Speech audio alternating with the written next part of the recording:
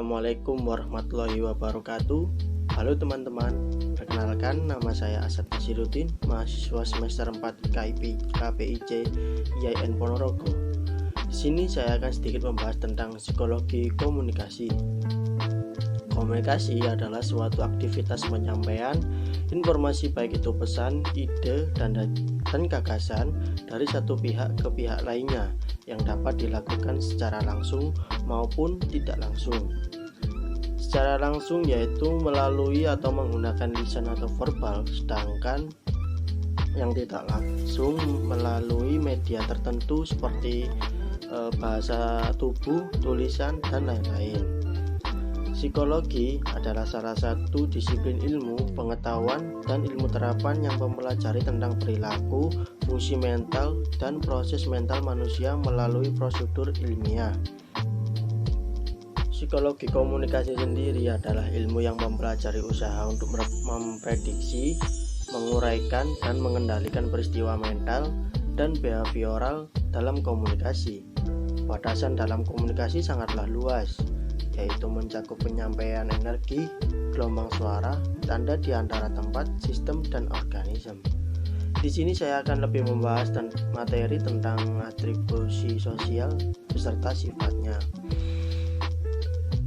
Definisi atribusi sosial merupakan bagian dari psikologi sosial yang mengkaji tentang bagaimana supaya kita untuk dapat mengerti dan memahami arti perilaku orang lain, khususnya bagaimana kita mencari sebab dan mengerti dalam mengidentifikasi perilaku orang lain, baik itu berupa sifat, karakter, sikap, dan lain-lain, atau sesuatu yang melekat dalam diri individu.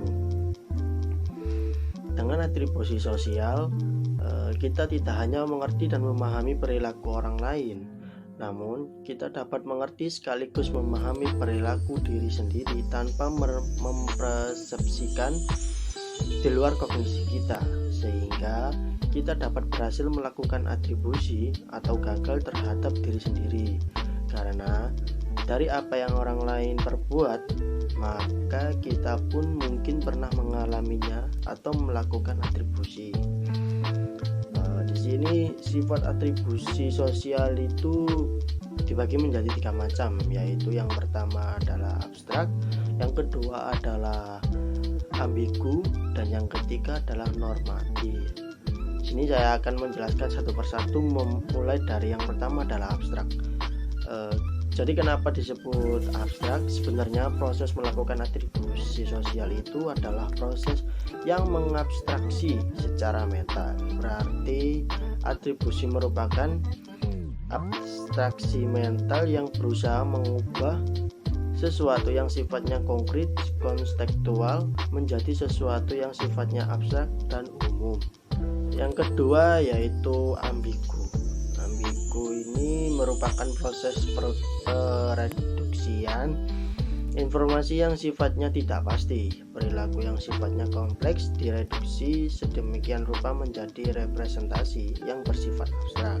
Tentu hal itu dilakukan setelah menghilangkan beberapa bagian dari konteks perilaku yang dianggap penting. Dan yang terakhir adalah sifat normatif. Sini sifat normatif yang berarti atribut yang melibatkan proses penilaian